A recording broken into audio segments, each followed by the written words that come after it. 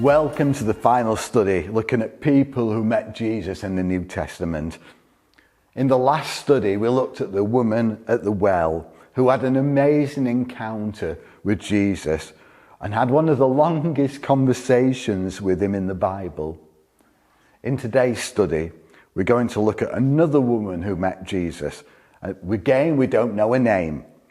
She was the woman who touched the hem of Jesus' cloak, and it changed her life forever.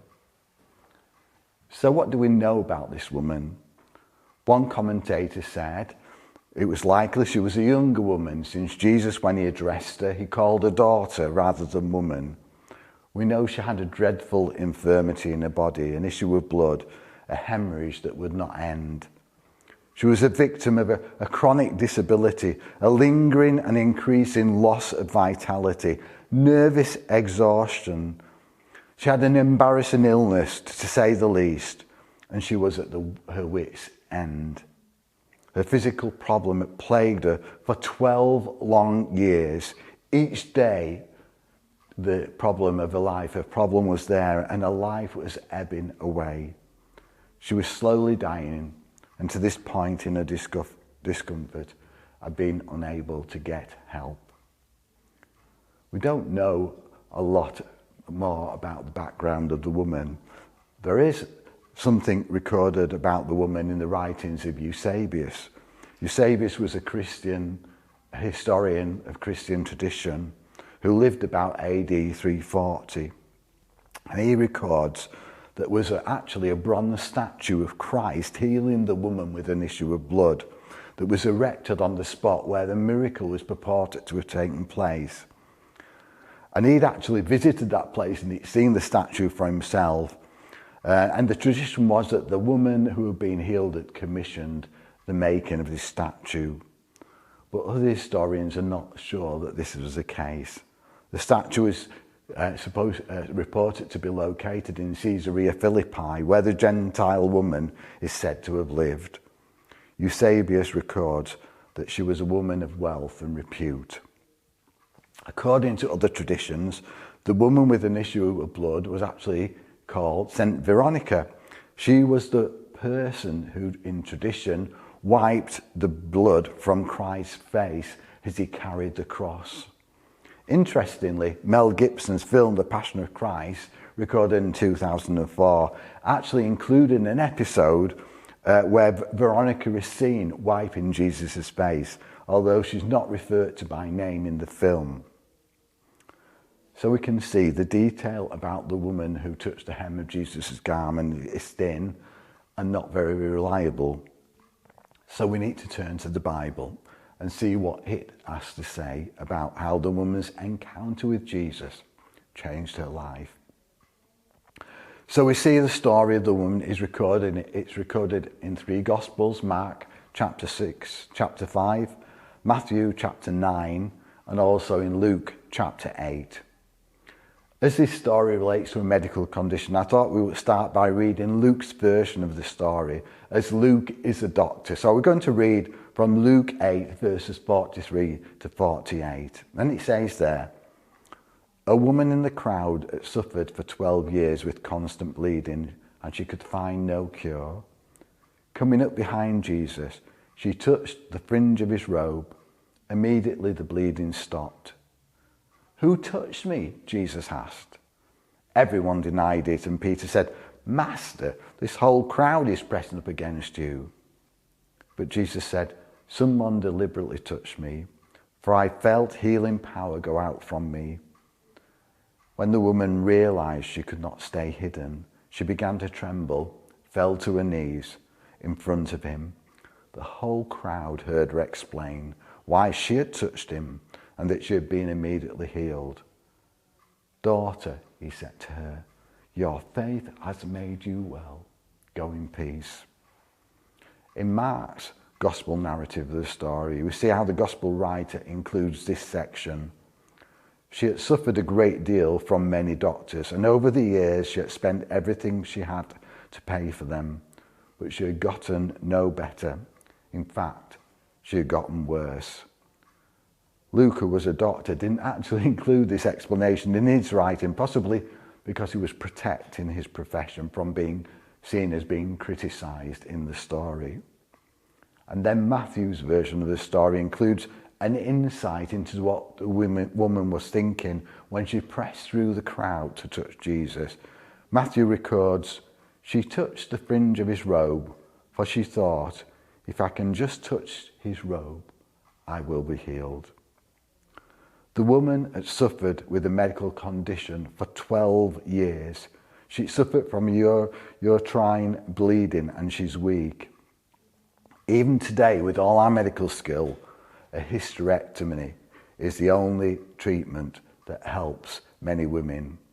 But in her day, nothing was really effective.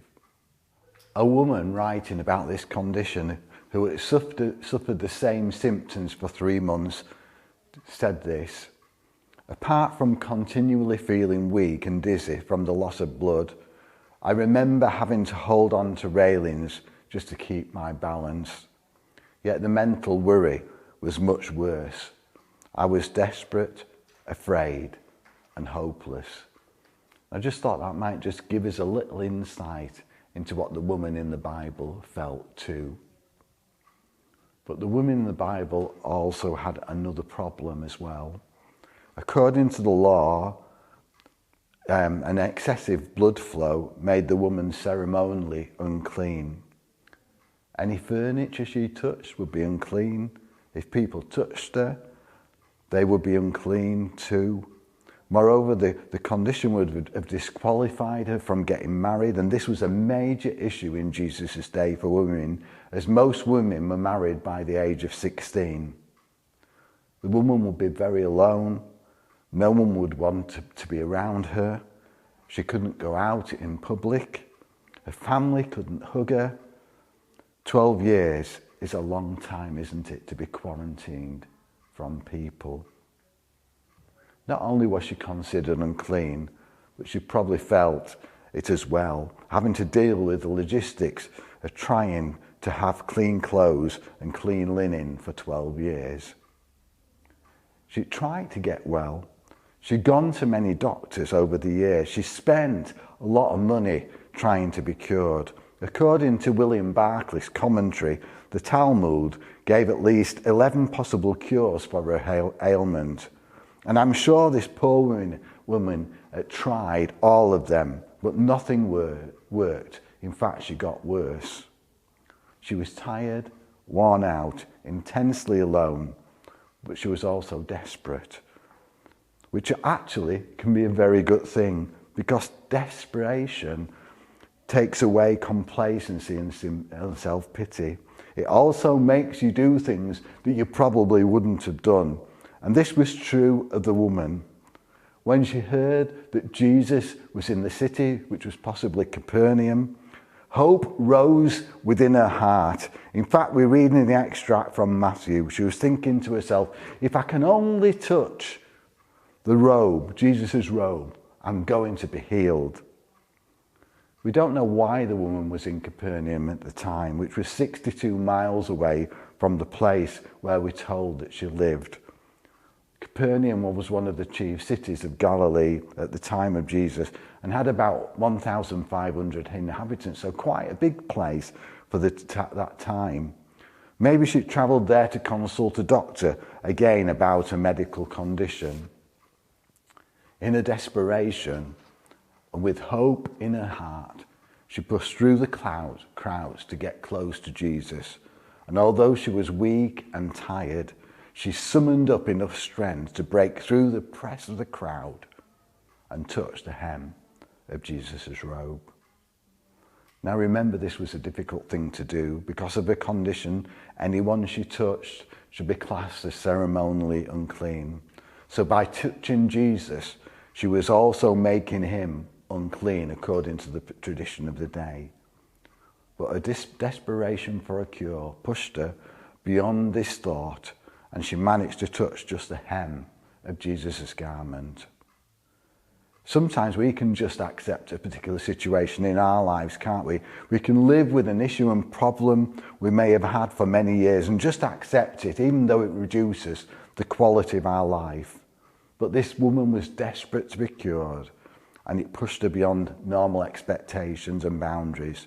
And she knew that Jesus had the answer to her problem. One commentator said this: faith drives away all unseasonable modesty. I've heard of stories where people have prayed about an issue for many years, for an answer to prayer, for a relative to come to Christ. And you know God has answered their prayers. But this has happened many years later. And sometimes, when we're praying for these sorts of things, it would be easy to give up, to stop praying for something because we think that God's not going to answer our prayer. But sometimes we need to be like this woman. We need to have that desperation in our hearts for God to answer our prayers, to see it happen. We need to build faith, and God will answer our prayer. There's a story about Corrie ten Boom, a girl who found herself in a Nazi concentration camp. Do you know that a family met every week for 100 years to pray for the Jewish people and to pray for peace in Jerusalem, to pray for the same thing for 100 years, every week? This routine of prayer actually shaped Corrie ten Boom's life. Let's not give up seeking God for things. Let's develop that desperation for Jesus in our lives, like the woman with the issue of blood. It's interesting, and it's one of the features of this story, that the woman just wanted to touch the hem of Jesus' robe. She knew that this was enough. She didn't feel that she needed to actually speak to Jesus face to face and that Jesus would have to lay hands on her to be healed. She believed that just touching his garment would be enough. The word hem actually means fringe or tassel or border of a garment. It says this in Numbers 15, verses 38 to 39. Speak to the children of Israel. Tell them to make tassels on the corners of their garments throughout their generations, and to put a blue thread in the tassels of the corners. And you shall have the tassel, that you may look on it, and remember all the commandments of the Lord, and do them, and that you may not follow the harlotry to which your own heart and your own eyes are inclined, and that you may remember and do all my commandments, and be holy for your God. The mantle of this time was a long rectangular cloth that draped down over the body. It had 4 corners at the bottom. The Israelites were to attach tassels to the 4 corners of their garments and hem the garment in blue. Over time, this style changed, and instead of the 4 corners, the cloth became more rounded at the bottom. Due to no longer having the 4 corners, the Israelites developed something called the tallit. All Orthodox Jews of the day wore a tallit. When the woman with the issue of blood touched the hem of Jesus' garment, she would have touched one of the tassels. When she had touched the hem of his garment, it was the same as touching him. She looked to him by faith, and when her faith touched his grace, she was healed. She came to the right person in the right manner and received what she was after. We've even seen this principle applied in other circumstances as well. In Matthew 14, verse 36, we read, "And begged him that they might only touch the hem of his garment, and as many touched it were made perfectly well." I find it amazing that all it takes for our lives to be changed, for our lives to be healed, is just one touch of Jesus. Maybe we need to press through the crowd, whatever the crowd is in our lives at this time, whether it's work commitments, pressures of a life, circumstances that are holding us back. We need to press through perhaps and just reach out and touch Jesus, and we will be changed too. Our lives can be transformed by that touch. I read the story of Smith Wigglesworth, who was a well-known Pentecostal evangelist who also had a great healing ministry. Do you know he was actually a plumber by trade, and his life was changed dramatically at the age of 48 when he was baptized in the Holy Spirit and anointed with power for preaching and for healing. Signs and wonders characterized his ministry. His unquenchable faith inspired thousands to receive salvation and healing. It took just one touch from Jesus for his life to be changed dramatically. One experience, one encounter with God transformed him from an ordinary plumber to a person who led thousands of people to faith in Jesus. Are you ready to receive that touch from Jesus? I remember attending Grapevine in Lincoln. It's now called the One Event, and hearing a worship leader called Godfrey Birtle, and he led worship at one of the sessions. Godfrey was an older man, and actually you wouldn't imagine that he would be in the position that he was, but he wrote a simple and significant song, which I remember singing, and the song was called "Just One Touch from the King Changes Everything." And as I was reading this story, it made me think of this song. It's true, isn't it? Just one touch from King Jesus changes everything. It did for the woman, it can for us. It did for Smith Wigglesworth, it can for us. Let's seek to receive that touch today and see how it can change our lives. The final aspect of the story that I wanted to look at is a short conversation the woman had with Jesus. Jesus knew something had happened when the woman touched his robe, and he asked the crowd, "Who touched me?" Peter answers Jesus in just the way that I would have done. "But Master," he said, "this whole crowd is pressing up against you. What do you mean, someone has touched you?" Then Jesus said, "Someone deliberately touched me, for I felt healing power go out from me." When the woman realized that she couldn't hide, she began to tremble and she fell on her knees in front of Jesus. The whole crowd heard her explanation why she had touched him and that she had been immediately healed and made better. And Jesus said to her, "Your faith has made you well. Go in peace." It's great because Jesus is really kind to this woman, isn't he? A woman who touched him. He was really kind in his conversation with her. He wasn't critical or upset by what had happened. And the woman must have been afraid that Jesus was going to say something harsh because she may have made him unclean by touching him. So the Bible tells she trembled and she fell to her knees when she had to admit that she'd been the one who touched him.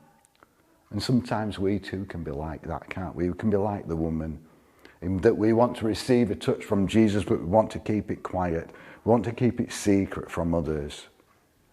Imagine if this story had never been told, if it had been kept secret. How much future generations would have missed out on reading an incident that demonstrated the woman's faith and changed her situation miraculously. One commentator said this: "She sought a cure in secret, but is led to confess it openly. This is what our Lord desires and deserves. It is a caution to those believers who do not confess him before men." So just finally, what happened to the woman then who touched the hem of Jesus' garment? We don't actually know. One tradition believes that she was called Veronica, and in some traditions she became a saint because she wiped Jesus' brow when she saw him carrying the cross to Golgotha. In France, interestingly, Veronica was reportedly married to the convert Zacchaeus, the tax collector. Of course, we don't know the truth of the story, but we do know this woman's meeting with Jesus has been the basis for many sermons and has spoken into the lives of thousands and thousands of people since that day. Thank you for listening. We're going to have a short break now, and then we're going to meet up for a Zoom discussion about the study at 8 o'clock. Thank you.